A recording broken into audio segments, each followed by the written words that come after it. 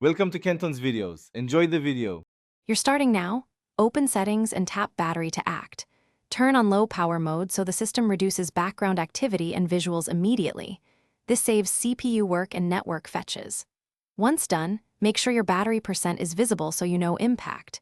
If you prefer faster access, add low power mode to Control Center, swipe and tap it. Doing this first gives immediate life back to the phone while you tune deeper settings next.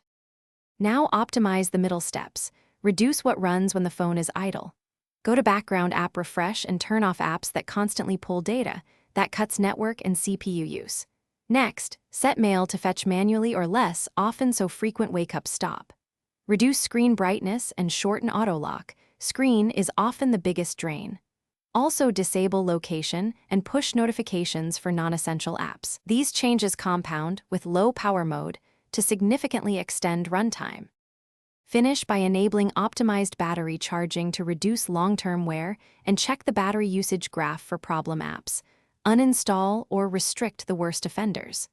Make sure background activity and location access remain limited for those apps. If things go wrong and low power mode doesn't behave, restart the iPhone first.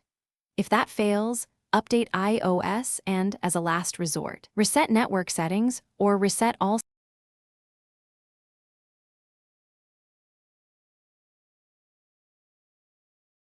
Thanks for watching. Consider subscribing if we helped you.